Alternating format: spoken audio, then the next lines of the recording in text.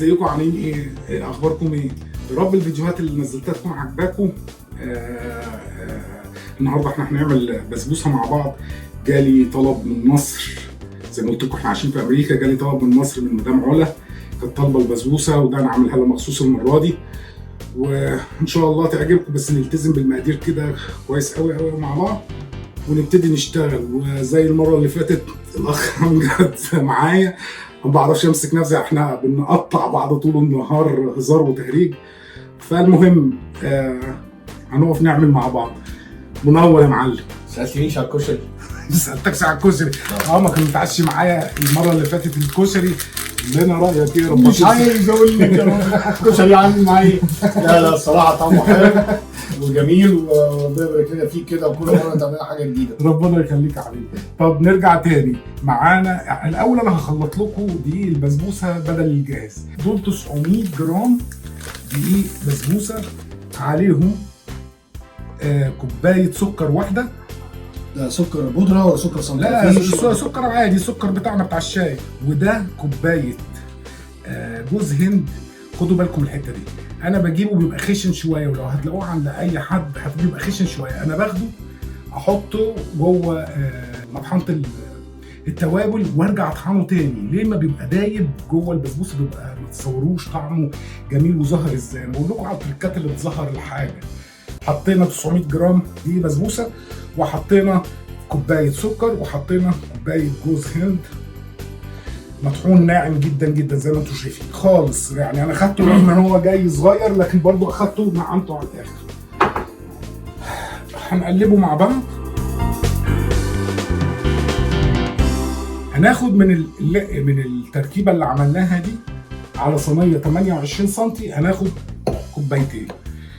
فهنعمل كده احنا ايه، حطينا كوبايتين هنا. ده بيكنج باودر، هناخد نص معلقه صغيره، حاجه كده مش كبيره اهي. نبص مع بعض اهي، نص معلقه صغيره كده تقريبا، او حته كمان يعني بزياده. ونقفل ده.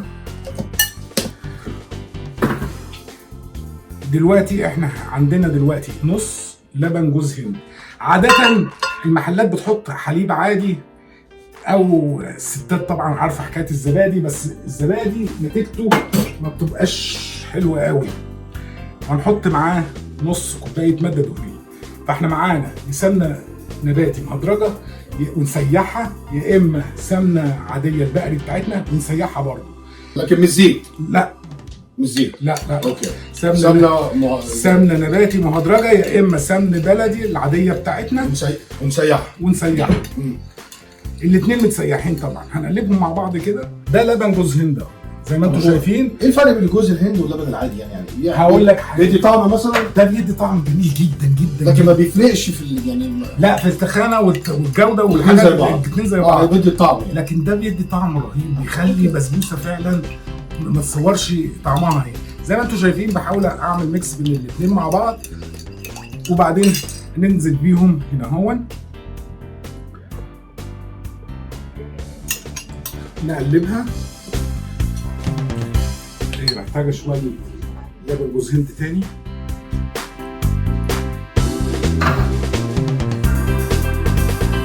كده خلاص جاهزه. نحطها في الصينيه، وبعدين ايه، ندخلها الفرن على 180 درجه او 350 فahrenheit.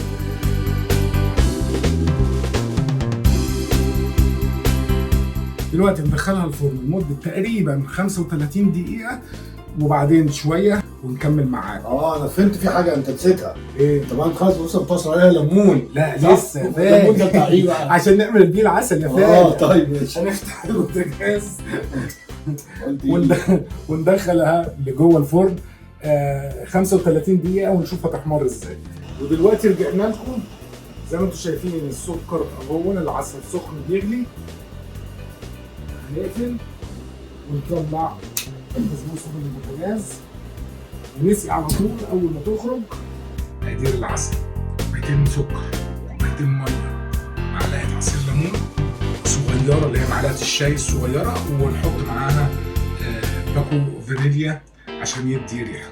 دلوقتي هي طلعت من الفرن اول ما طلعت من الفرن سقيتها على طول، كان العسل سخن جدا جدا وسقيتها على طول. واول ما هتبتدي تشرب العسل ابتدي ايه ارش شويه مكسرات بقى ونجرنش كده، نعمل شويه جرنش ليها عشان الناس تبقى مبسوطه.